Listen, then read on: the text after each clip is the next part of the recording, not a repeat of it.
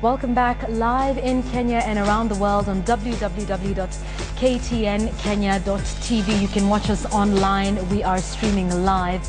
And we are asking you the question today on KTN Sunrise Live, what your thoughts are on the Jubilee Manifesto that was launched yesterday at Kasarani. What are your thoughts on that? SMS us your thoughts, your questions. 8040 is our SMS line. You can tweet us at KTN Kenya as well. We are speaking this morning about that with members of the Jubilee Alliance. So keep your thoughts coming in. I will introduce my guests to you now. On the extreme right, we have Martin Mutua, who's our editor here at The Standard, and he will be helping us put this into perspective. So that's Martin Mutua from The Standard. Right next to him is Onyango Oloo, who's the Secretary General of TNA, and Moses Kuria, who's a TNA strategist. Thank you, gentlemen, for coming in. So we know about the three pillars. Let's start with you, Onyango. We know about the three pillars. Just sort of encapsulate that again for us to have a clear understanding of that manifesto. Thank you so much.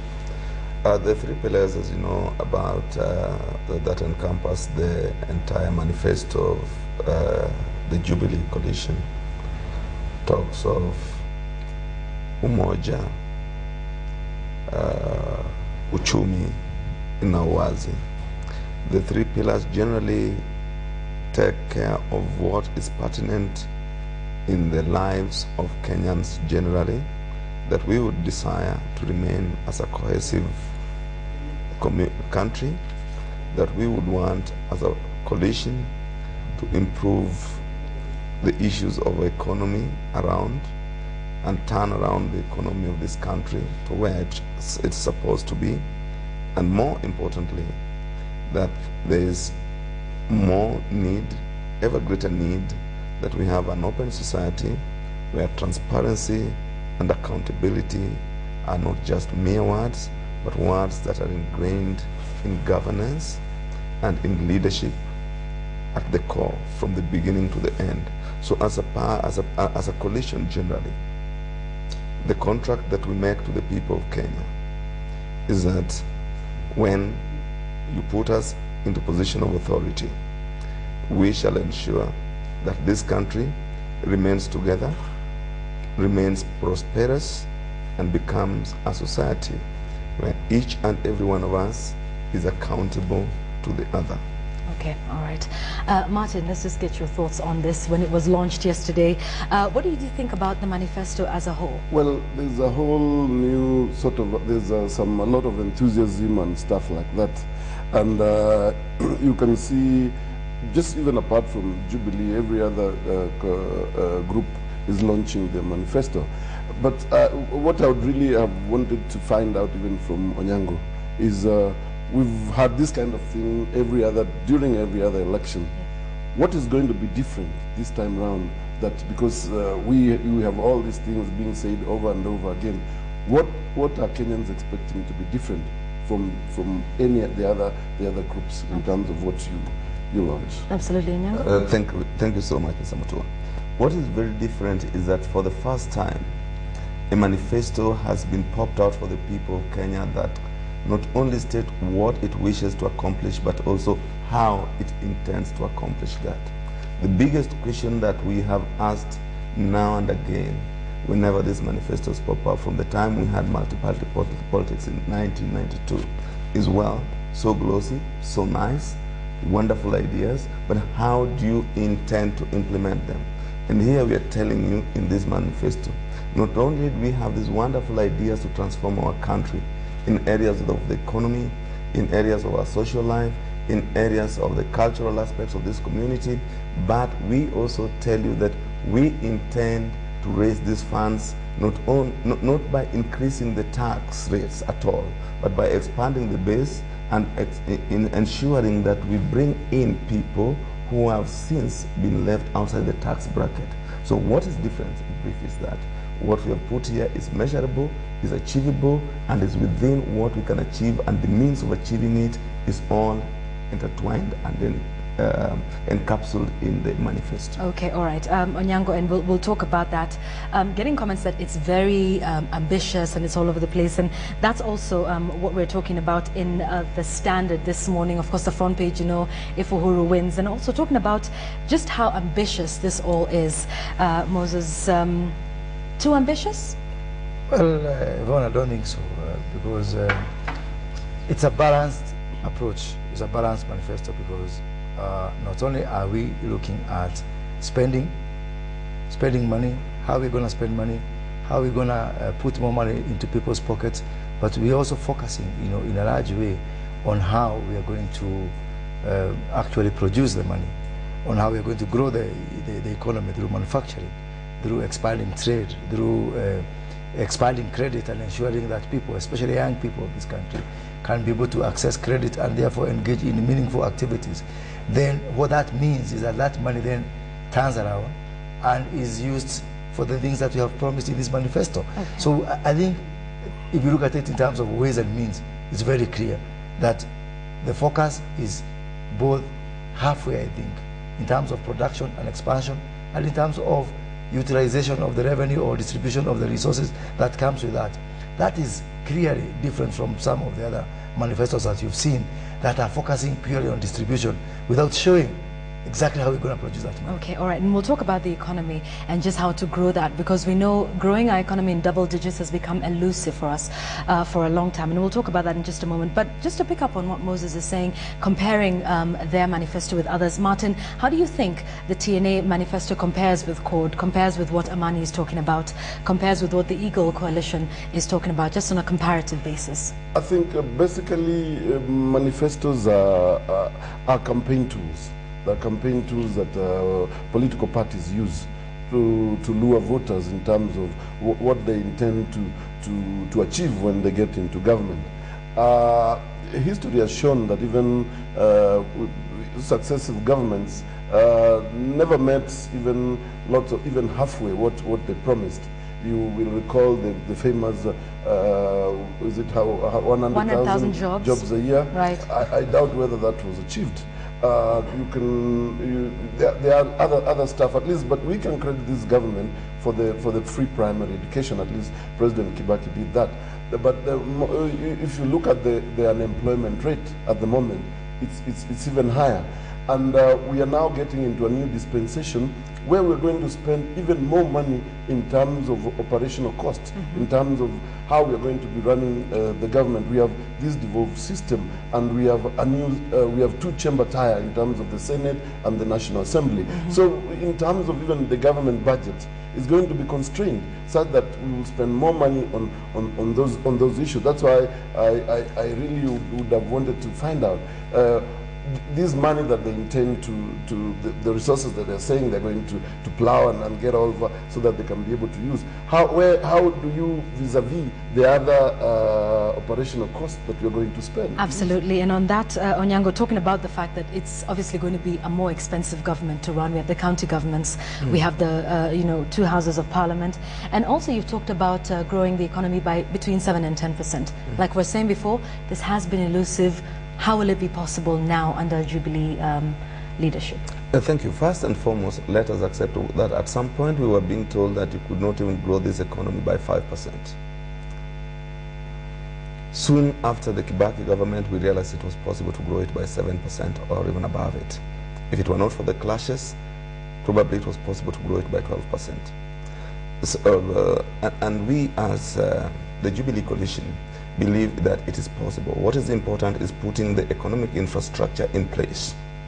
Once you put this in place, jobs will definitely come around and the economy would grow in double digits. What would be the nature of that growth, Onyango?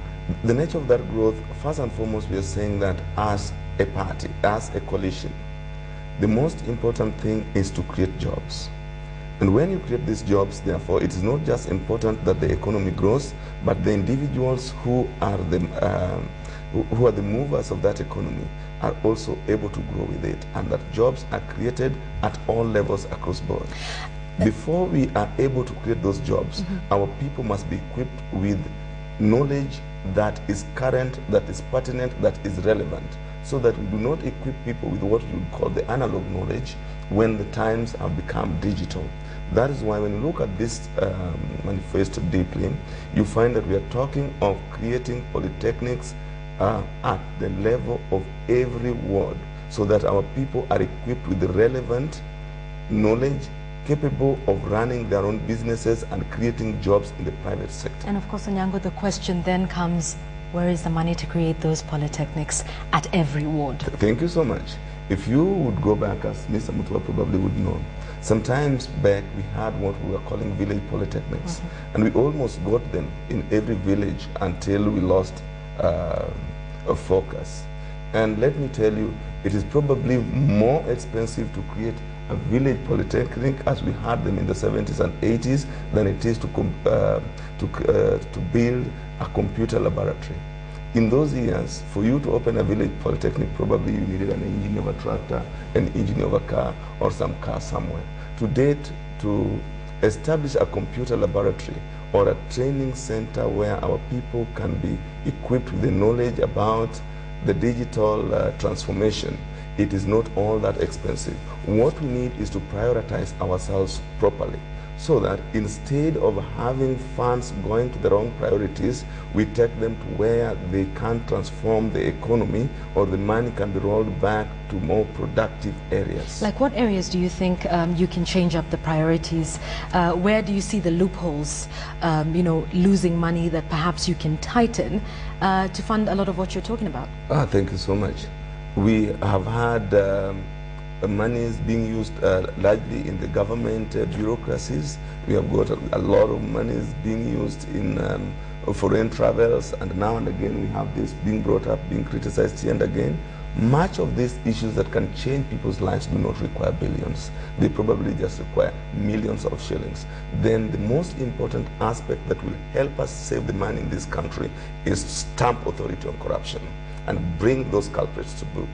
One mega corruption talks of billions of shillings. So long as we can stamp our authority on corruption and make it criminal and truly criminal, and make sure that those who engage in corruption from the highest to the lowest level are brought to book, we would have enough funds that we could channel to these other areas. All right, okay. I'd like us to move very quickly. Martin, you want to weigh in on that one? Yes. I wanted Onyango to explain this. I mean, just the same way we have other leaders in the other political parties, your own presidential candidate and his running mate have been in government. Yes. I just want to know, what is that? Is it that they failed to deal with at that particular time, that they are going to be able to do so now? No. They were first your presidential candidate was the Minister for Finance for quite a while, and where he was in charge of the country's purse.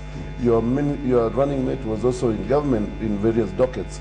So what is it that now that will make them do some differently in terms of even corruption and what all the other stuff you're talking about? Moses, do you want to weigh in on that one first before we come back to you? First of all, let's look at, and I like this question about the record of our leaders. Yes. Because cumulatively, Uhuru Kenyatta and William Ruto in this government were ministers for 5 years combined. Yeah, Uhuru for 3 years in the finance ministry, and 2 years for Mr. Ruto at the agriculture and education ministries. Now, let's look at it this way. Let's look at, first of all, what they did. Yeah, their record is very clear. In terms of Uhuru's tenure at the Ministry of Finance, he is truly the father of devolution. He was the first guy that really stood up there, first of all, without a constitutional framework, and give money directly to the constituencies, to the grassroots, through the economic stimulus program. And that program is there, and that's what we want to build on, actually, through this manifesto.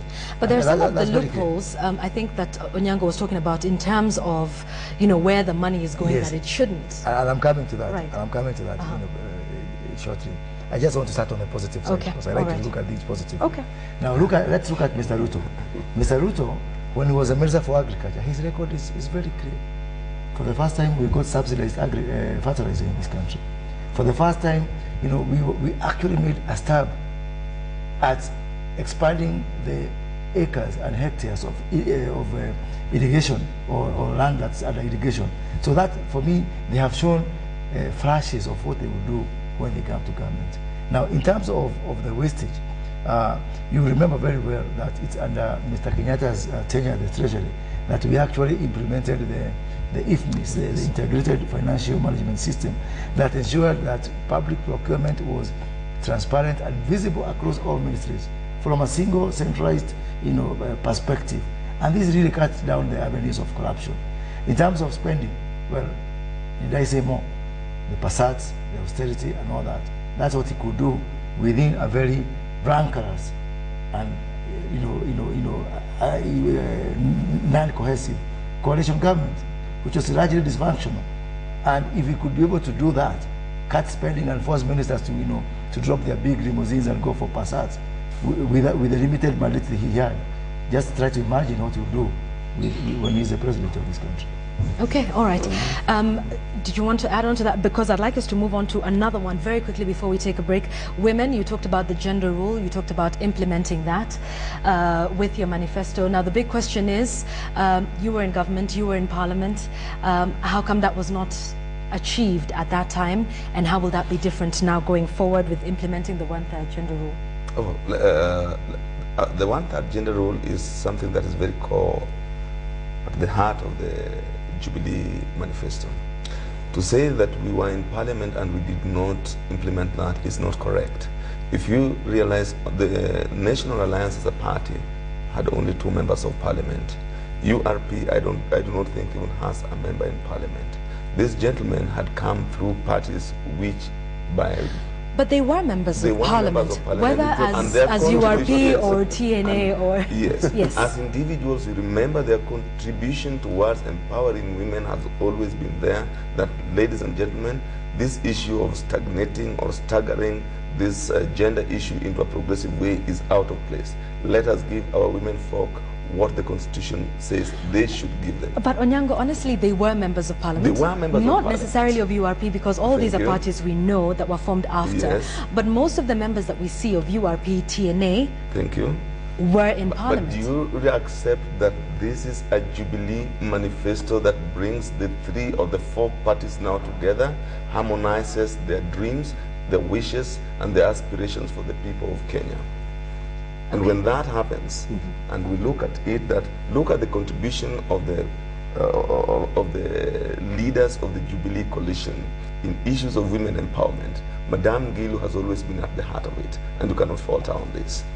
When you look at Mr. Uhuru Kenyatta's docket, look at Ruto, and look at their performance in parliament, it has always been, let us give this gender rule of life into it. Let's talk about other specifics besides the gender rule and just get into that. So when would we see the one-third gender rule being implemented? Can we have a timeline on that?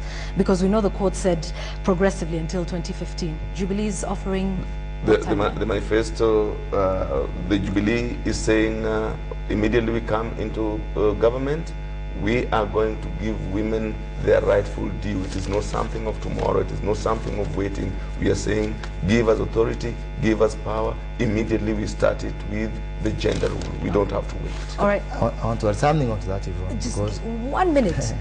1 minute. Hold that thought. We need to take a commercial break and we will be right back to talk more about that. I can see your tweets coming in and we will be addressing that. Very quick break. We'll be right back.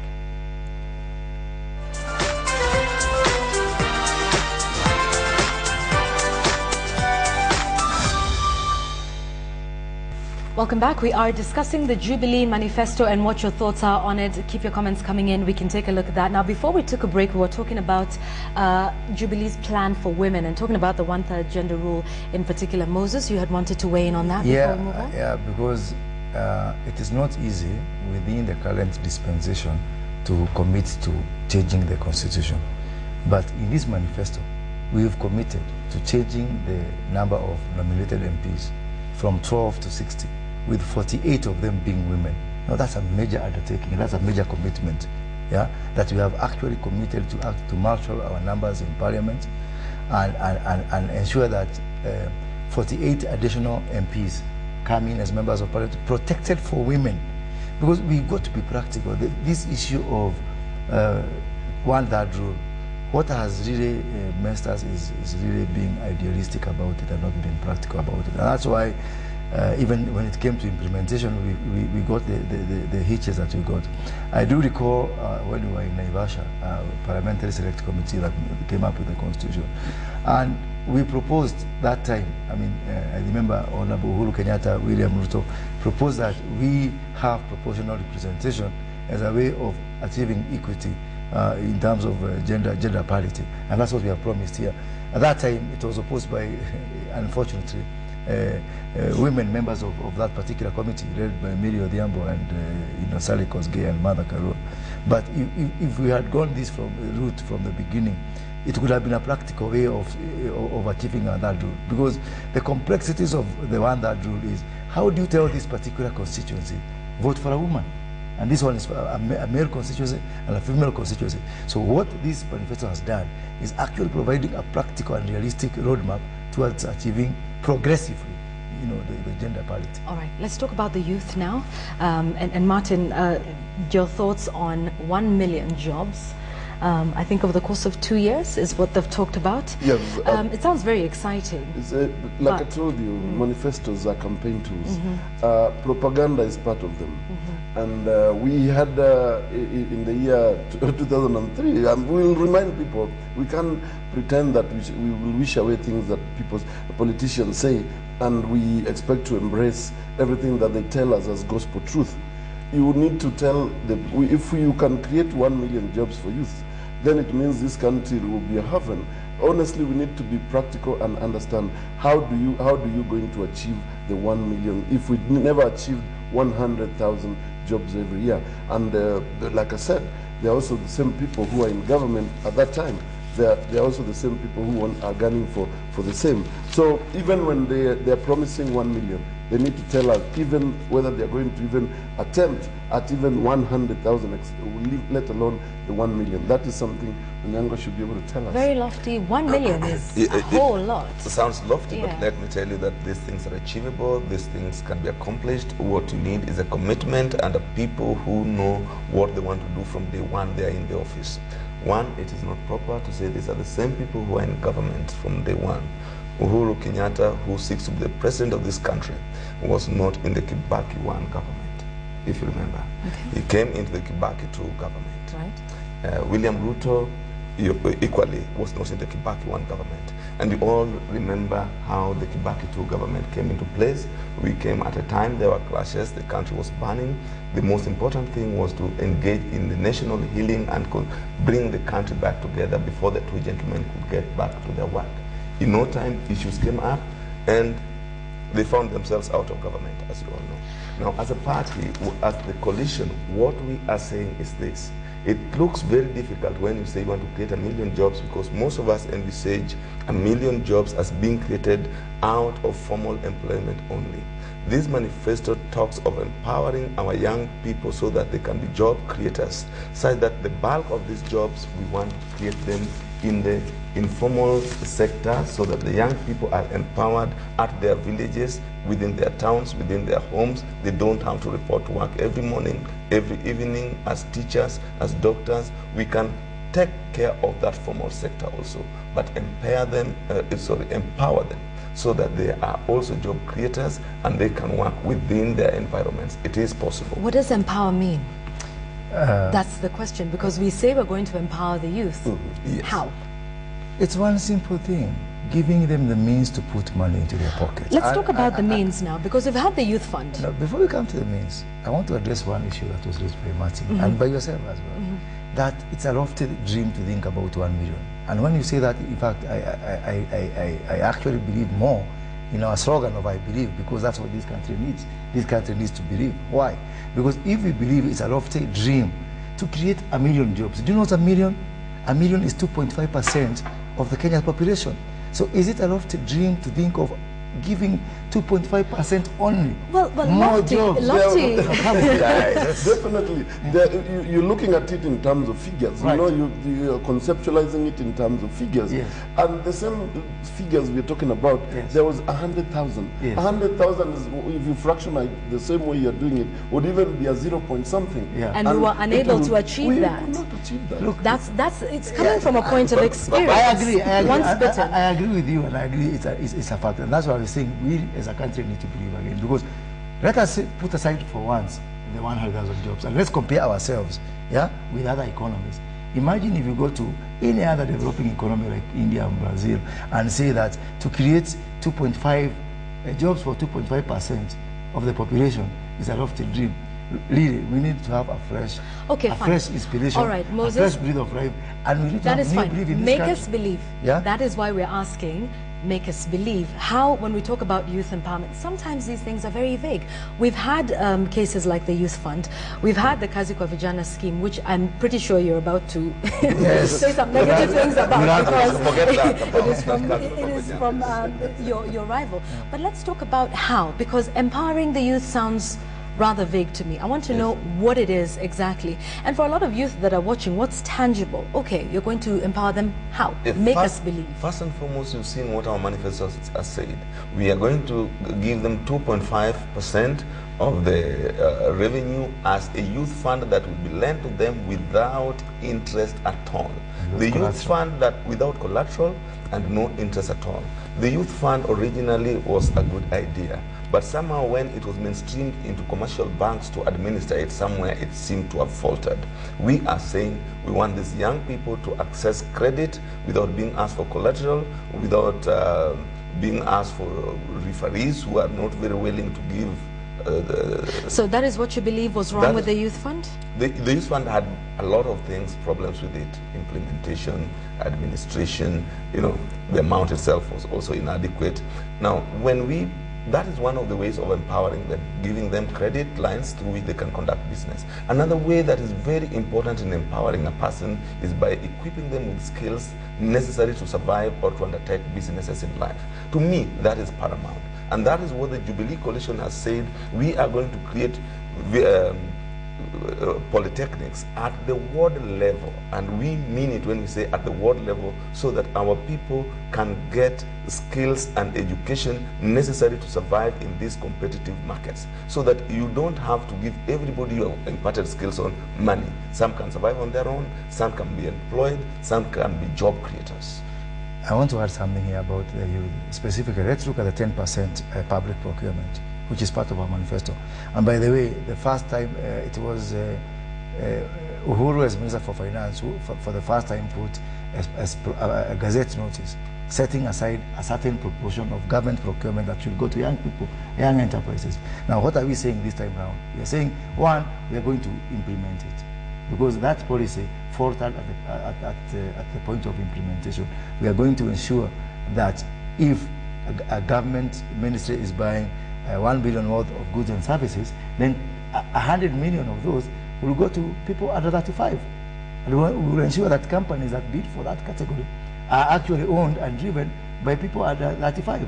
That is a major boost for the young people in terms of empowerment. That, now, if you compound that with our very deliberate buy Kenyan policy, that why should we keep on importing things that can be made by our young people in the juakalis and in the manufacturing. Right, okay. I just want to understand. You said it faltered at implementation. Yes. How? Explain that. No, because as I've said again, Martin, that this, if you have got a policy that should be implemented by a particular ministry, that's fine, because you can hold a particular minister accountable. But when Uhuru gazetted the rules for 10% should be from young people, then it was for the respective ministries to comply. And you know how dysfunctional this government is. We should never again aim to have this kind of government in Kenya, whereby you cannot tell that minister to do something because he's got another principle he's going to run to. But this is, when a minister gazettes these are laws. They become part and parcel of our laws. Yes. Are you saying that the ministries were flouting the law, and the Minister for Finance was powerless in terms of that? That is very true, because you will say that gazette notice is there, it's a law, it should be followed. But because of everybody had their own bosses here, left, right, and center, it was very difficult to actually enforce that. Martin, just remember that in this government, not even the president can sack or any minister. You can only sack the ones on your side and with the concurrence of the other principal. Okay. So we are a dysfunctional government in Britain. Then how come we never saw anybody being taken to court for disobeying the law? Then there's even a different arm of government now prosecuting. That's a very good question. All right. That's a very good question. Martin, what you are saying is that this was a very dysfunctional government, a government with a clash of ideologies, a government of people who want to perform, others who want to talk. Okay. It was very difficult. And my one prayer and humble prayer to God is that you never get to this kind of government. All right, okay, let's move on, gentlemen. I'd like us to talk about one issue that is emotive in this country, and that issue is land. And before I even come to you, Martin, land is a big one. Exactly. Jubilee's talking about land reforms. We ran that story by Ferdinand Omondi, and just getting that land at the coast. Definitely, we will not try to beat about the bush. Yes. Your presidential candidate is accused of owning a whole province according to the code, whatever, and the people at the coast are taking an issue with that. So I don't know, how do you intend to campaign at the coast and tell the people at the coast for sure we're going to implement land reforms, when there are accusations that people there are living in, there are squatters there because most of the land has been taken away allegedly by your presidential candidate. Thank you so much, Martin, for bringing up this thing, because it is important that we separate the wheat from the chaff, the propaganda from reality. You have just told us that much of these issues are campaign tools and propaganda and all that. Exactly. When our rivals or our competitors constantly say that our presidential candidate or Jubilee members own a province, we ask them simple things. Show us the evidence, give us the land number, and we will ask them, if need be, please, what can we do about this? But mere talks, mere rhetorics, that someone owns this parcel of land is not enough. Allow me to step in just one moment to interject. They may not necessarily be owned in the name of your presidential candidate, but by companies that are associated Property are not with just him. owned in the names of individuals, but the individuals could hold shares in those. Companies, we are asking, bring the evidence, those so that we act. We are telling our viewers, we are telling Kenyans that these are sheer propaganda. So is it your statement this morning, Onyango Oloo, that Uhuru Kenyatta and companies associated with him and the Kenyatta family does not own huge tracts of land? We are saying that the Uhuru Kenyatta as a presidential candidate is not the Kenyatta family. First and foremost, he is an individual. Let us know the shares he's holding in which company, the amount of shares, and which particular parcels of lands this refer to. First and foremost, remember Kenyatta had a very large family. And even if he owned these lands, is there evidence that this land has since been bequeathed to Uhuru Muigai Kenyatta alone and alone? Because as a president of this country, we are not asking Uhuru Kenyatta to govern us as a Kenyatta family. He'll be coming as Uhuru Muigai Kenyatta. But we cannot deny the fact that he comes from the family that he comes from. We cannot deny that. We are saying, show us this land, show us his involvement in it. But above all, and the most important, so that we do not lose the most important thing in our manifesto, is how do we intend to transform land issue in this country for the benefit of Kenyans? That is the most important thing. And we are saying, look, Kenya's land, 13% of it is government land.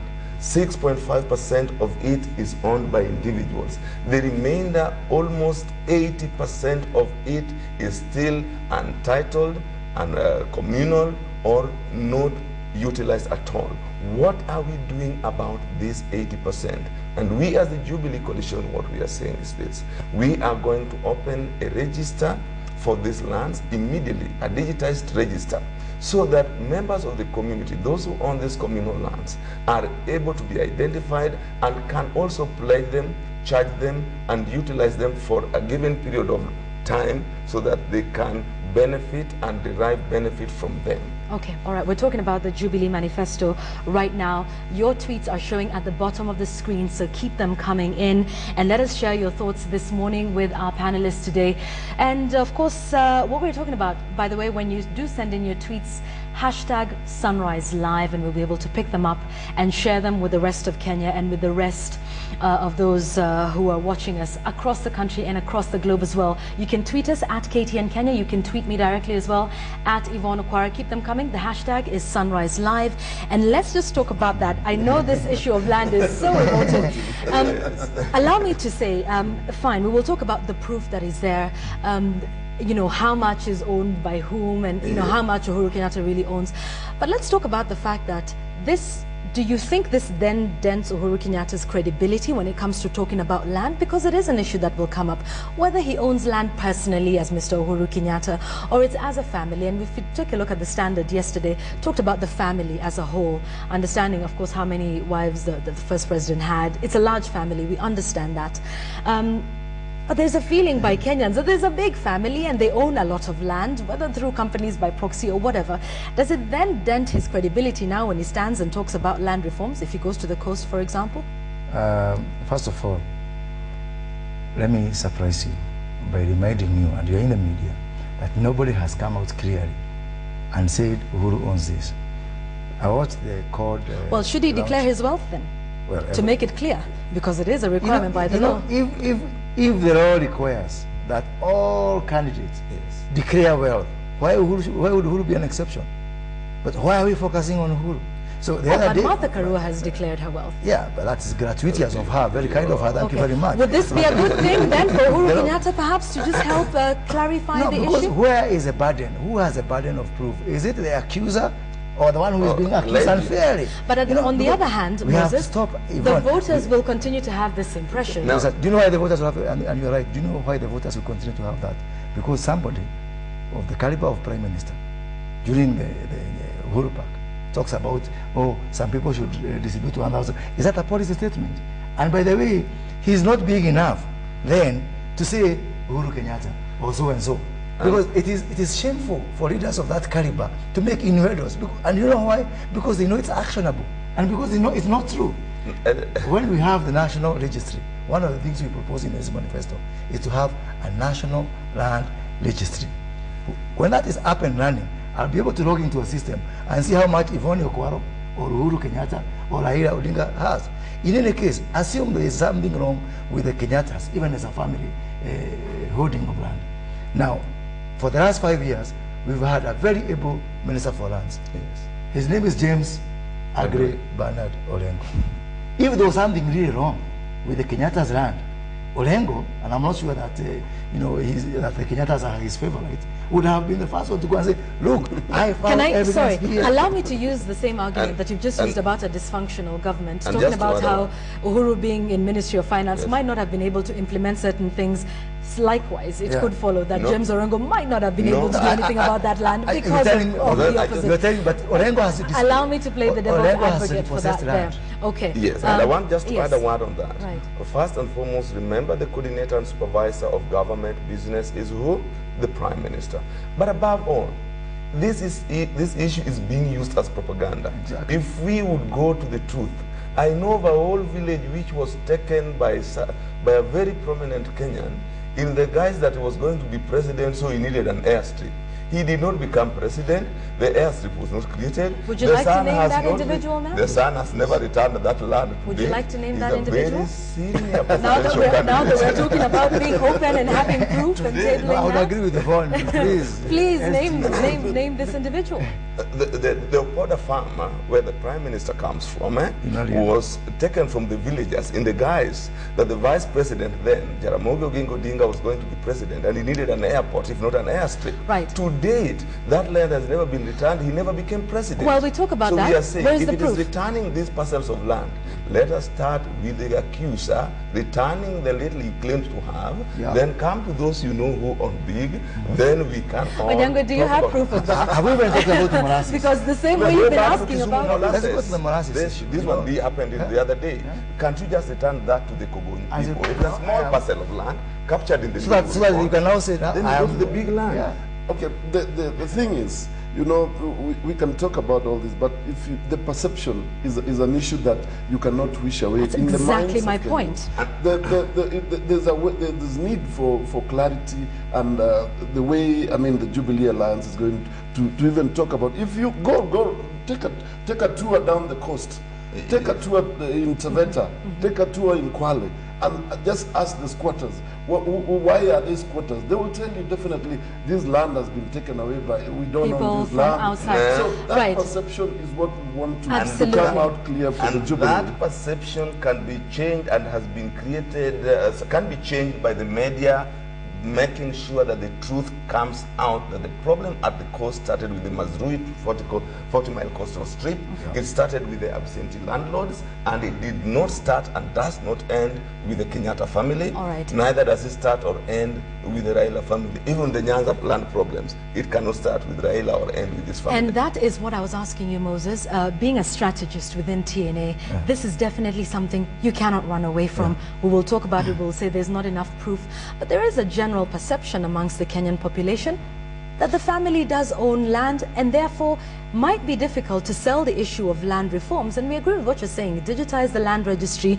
Okay, those sound like good plans, but on a point of strategy, what would it take for Uhuru Kenyatta to be able to convince the public that A, this land is not owned and controlled by me as a person? What would that strategy involve to convince the public?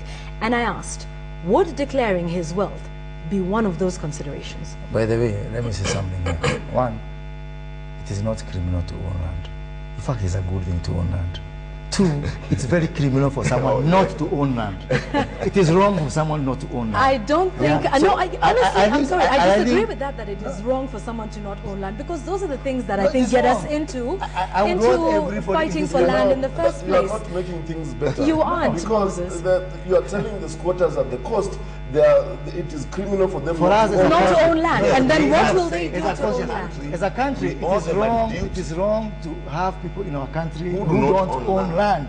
And our commitment as Jubilee is not to look at what Onyango Oloo is owning, because we are not socialist and communist. Yes. Our commitment is to look at those people who don't own land And and make ask sure- ourselves, how can we give them land? So why are we only looking at who owns land as if he is a problem? Why can't we look at people who don't own land? And that's where the problem lies. And that's why we are saying, and the SG here has given you statistics to show that most of the land in this country has not been adjudicated. Surely, if you're not being vindictive, if you're not being personal, why can't we use the due processes? The land chapter in the Constitution was adopted word by word from the National Land Policy that was made by James Orengo and his bunch of civil society activists. And we accepted that spot on. We didn't change anything. Now, can we now focus on implementing that constitution as it is? If that constitution says that Martin Mutua should not own land or took land illegally, so it's about the due process. But otherwise, standing in podiums on an issue as emotive as the land issue is actually leading this country to the situation we have seen before. And some people are very good at that. They have, experience matters. Okay, so Moses, they have done it before, and we can see them trying Moses, to do it. allow me to say, when you talk about the fact that every Kenyan in this country should own land, Yes. is there enough for everybody? Yes. Absolutely. We're 40 million Absolutely. Kenyans. More than even to spare for Tanzania. or First, something. appreciate that Really? more than 80% of Kenya's land is not owned. It's not owned by anyone. It is not titled. What we are fighting for is 6.5% that is in private property. The remainder is about 13% that is government land and that is grabbed here and there. What we need is put infrastructure into this 80% of land and make it commercially viable so that individuals could utilize it. Okay. And that is So what that, the Jubilee Coalition so that has we promised. bake more cake in All terms right. of land, Okay. other than just trying to say who is having what. All right, gentlemen, I'd like us to move away from land now, as emotive as it is. Let's take a look at healthcare. And you're promising free primary healthcare for women, children under 5. Correct me if I'm wrong, this is You're already right. being done. First and foremost, as a Jubilee Coalition, we are saying we are going to increase spending on healthcare from 6 to 10%. And then ensure that primary healthcare is free and that our women, when going for maternity services, get free services, and that our people, the physical facilities of healthcare are improved. We are looking at a situation where the former provincial hospitals are all made into referral hospitals, so that someone does not have to travel from Garissa to come and be treated in Nairobi. And these things are possible through careful planning, implementation, and saving on wastages and proper use of finances that is available to us. Just to put on record, in terms of gauging your presidential candidate and running mate, I just want to know, we've had them as members of parliament, and they have had they're able to control the kitty in terms of the CDF and stuff like that. Do we have an audit in terms of how they've been able to manage healthcare in their respective Constituencies? Constituencies? or maybe take an audit so that we can be able to build on to that. I mean, we are gauging by past performance people. So is there an audit that we can say that if we went to Gatundu, we'll find that Uhuru Kenyatta has done this. If we went to Eldoret North, we'll find Ruto has done as this. As a gauge to now what will happen nationwide. Sure. Yes. Yeah, let me say this. Of course, if you want that audit is available from the CDF board and is available from the National Taxpayers Association. But as a fact, it is true. I know of those two particular constituencies, Eldoret North and Gatundu South, in terms of the utilization. I've seen in Gatundu South, for example, I know some medical centers, some health centers that were created from CDF funds. But let's not look at this issue from that perspective. And it's good to look at the record, I agree with you. Let's look at it from a macro perspective. And within our coalition, because we have got shared responsibilities, the one person who we have tasked to own the health agenda is one Charity Ngilu. And I've got nothing but respect for Charity Ngilu, because if you look at what she did within the Ministry of Health, yeah, and she actually made us, during when we were launching our coalition, made our coalition partners to sign that they are going to fulfill her agenda in terms of health. She has been a Minister for Health in this country, and she has actually contributed a lot towards informing the health issues that we have put in that particular manifesto, particularly access to health. That we might talk as if these things are theoretical from here in Nairobi, but if you go to some parts of this country, you have to travel miles and miles and miles to be able to access health care.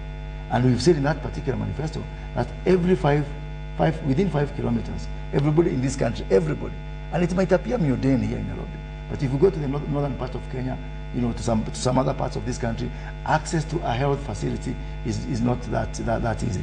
Number two, Charity Ngilu tried before to implement the universal health care. We are saying we still remain committed to that particular dream. The issue of giving free medical care to women, to expectant mothers, yeah, and to the people with disabilities is a starting point towards that vision which Charity had of having every other Kenyan access medical care for free anywhere in the country.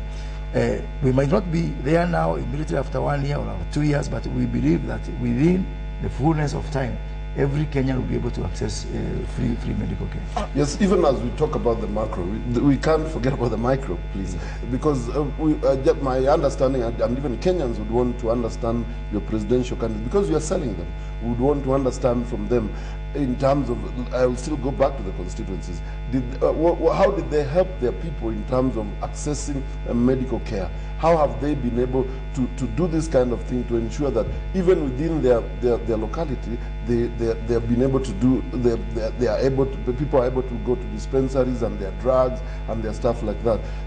These are issues that we need to start from, where they were given positions of responsibility, and as we move to give them a bigger position. Thank you so much. Let me go to my presidential candidates, especially that I know about, and Madam Ngilu. You remember that up to now, the issue of building health facilities, part of it could be done with the CDF. And in Gatundu South, not less than about 4 dispensaries I know have been constructed during his last term in Parliament as healthcare facilities. But the issue of equipping them with doctors and providing medication inside there, or providing healthcare personnel, that was reserved to the central government or to the ministries. Now, go back to the Madam Ngilu as Minister for Health.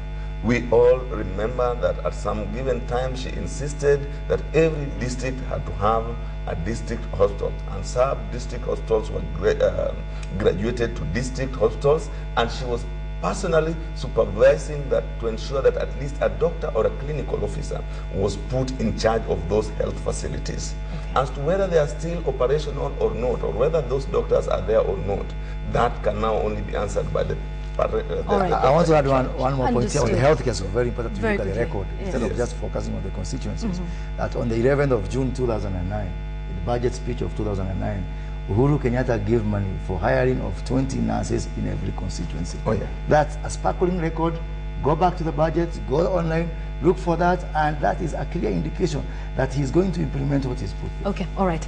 I'd like us to come to the close of our discussion now, because we are quickly running out of time. And just to remind you that your tweets continue to show at the bottom of the screen. Our hashtag is Sunrise Live. And we are doing that live now with our discussion. Let's talk about funding for everything that we've talked about, healthcare, social care, that sort of thing. We do know that we're dependent to some extent on external funding. Correct. To a large extent, not even to a large extent. Well, of donor funding for even for other projects, including, not in fact, budget itself forget even the budget. Hang on. Because we have the figures. Hang on. Okay. All right. Let's talk about, external support for various issues, including the elections, including, helping the IEBC. Let's not just necessarily with the direct budget. Let's talk about that funding for a moment. Yes. Allow me to finish. Allow me to finish. Yes, please. And the possibility of our president and our deputy president, if you do win, facing charges at the ICC, and the threat, imminent or not, said or not, implied or otherwise, of sanctions. First and foremost, it is wrong to say that Kenya largely depends on foreign donations of funding. 95% of our 95% of the funding we use in this country is domestically raised. Fine, let's talk about the 5%. Fine, let's talk about that 5%. And what we need is to bridge that gap to even reduce it to zero if possible, and that is very, very possible if we widen the tax base, bring in more people who have not been looped into the tax bracket now, and thereby even decrease the tax rates, so that you have a more number of people paying less and therefore attracting less default on tax collection. Onyango, we are moving towards that. Yes. We are not there yet. So yes. We still have that 5%. We are talking of revenue collection. Yes, and we're talking about... So I'm telling you how we can reduce it, which is expand the tax base, reduce the tax rate and loop more people into the bracket, and therefore have less tax defaulters. With that, we'll be reducing that level. My question, though, is, Onyango, that... Okay, all right, finish. Carry on. Yes. Then the issue is what you call the imminent sanction or possible sanctions should Uhuru Kenyatta become president and William Ruto deputy president. This is a fiction of our opponents or our rivals that constantly push it to the agenda that if the two are elected, there will be sanctions. Let me tell you, the ICC has said, let Kenyans decide. They are not going to interfere in our sovereignty. America, the only surviving superpower, has said they have no business with our sovereignty. Kenyans must elect whoever they want. So has Britain reiterated the same. Who is this person threatening sanctions so that we can handle his issues? Onyango, we are not living in isolation. We are living in a globalized world. And definitely, when these two gentlemen, because they are going on April 10th, they are going for their trial. And if they are president, we need Kenyans to know for sure that there are certain rules that come into play when you have an accused in the International Criminal Court charged with serious crimes. Martin, who is this individual threatening sanctions so that we can deal with him? Don't tell us that there will be sanctions. From who? Not there will be. If there is that possibility. There isn't at all. Guaranteed? Can I say something? Take that to the bank. Can I say something? There isn't, because nobody has threatened it. Thank you, Moses. Can I say something here? Right. When I listened to this discussion, and when I was driving here, I looked at the headline of the Standard newspaper. Yesterday we launched a very progressive, very, very, very practical manifesto. And the Standard newspaper, where my very good friend of many days, Mr. Mutua, is an editor, the only thing he could fight for a headline is if Uhuru wins. So that is really consistent with the media approach on this issue, which is based actually... No, Moses. I'd like us to conclude this. Martin, according to you guys in the media, Uhuru's day of death or destiny was supposed to be 15th of December 2010, when he was named as a suspect. Then from there, it came to, once the charges are confirmed, finished. Okay, allow me to ask Moses. Today, he's on the ballot, and he has come that all that way because he has convinced Kenyan people. I'm not talking about foreigners. Yes. He has convinced Kenyan people, look, this is me. I believe I'm innocent. I've got a vision for this country. and please buy into that vision. All right, okay, gentlemen, Overwhelmingly, allow me to interject, Moses. You need to weigh in on this one. Exactly. If Uhuru wins, were we supposed to have said when Uhuru wins? No, but because then we would be why not allow Martin to weigh in on this one as you give your concluding comments, Martin. We were telling Kenyans, this is what Uhuru promises for you if he wins. Okay. We are not judgmental that he's not going to win or he will win or will not win. We are giving you news. If Uhuru wins, it could have been what to expect. It could have been even in court, even with the money, even whichever coalition. If they win, we don't know who's going to win. Okay, all right, okay. I'd like to close that. The issue of spreading doubt about sanctions. I've said it before here, and I've taken a lot of flag, especially on social media, because of saying this. The West has no capacity, take it from me, of imposing sanctions on anyone. Their economy are stagnant or heading to recession. Okay. All right, thank you, Moses. They need us more than we need them. And Thank you, Moses. Last words, Onyango? More central, with the East being more central, this threat of sanction is hogwash. It is nowhere. So we'll be facing East with Uhuru's government? No, we have said we are retaining old friends. Yeah. Okay. Our But trade we policy are not is shying away from creating new friends. All right. As Kenya, as a country, and look at that. we Our are trade going- policy is very clear. Our foreign relation is going to be based on trade. Countries that support us trade-wise are going to be our friend number one. Okay, all right. Thank you very much, gentlemen. We have completely overrun. Martin, I'll let you have the final word. You've already had the final word, gentlemen. Well, when you talked about trade partners, Definitely. Martin, 1 minute, and then I'll give you the last word. Let's not deceive Kenyans. We will have, if he wins, because this is what you're promising us, if they win. But let's not also deceive Kenyans, because we will have our president and our deputy president going to the International Criminal Court. They will go there definitely, whether they win or not. And that has certain repercussions in terms of how we relate with the external. That we cannot wish away. So it's something that we should not pretend that Kenyans must not know the truth. We definitely have friends, whether East or West. If we have a president who is in the ICC and his deputy facing charges there, definitely the relation with the external world will be different, will not be business as usual. That is a fact. Okay, and we should not run away from it. Absolutely. Thank you so Onyango, much, Martin. 1 minute. Let me tell you, Martin, that I will not trade the sovereignty of this country for whatever comes my way. And the sovereignty right of Kenyans is to choose their president from amongst the 8 men and women who have presented themselves. If they choose Uhuru Kenyatta, if they choose whoever they choose, that cannot be traded because someone is facing ICC or is facing whichever court.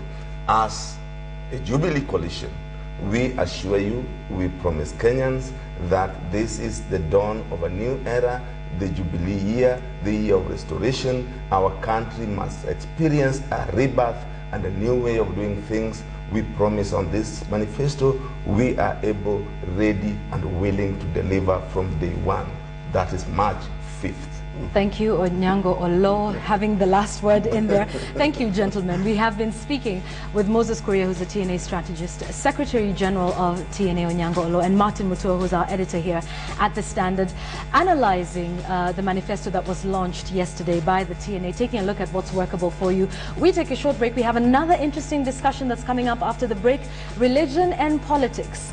One man who's very prominent within the church is throwing his hat in the ring for the senatorial seat in Nairobi. We will be speaking with Bishop Boniface Adoyo on why he wants to stand for the seat, what plans he has for Nairobi. So do stay with us. We carry on with more Sunrise Live after this short break.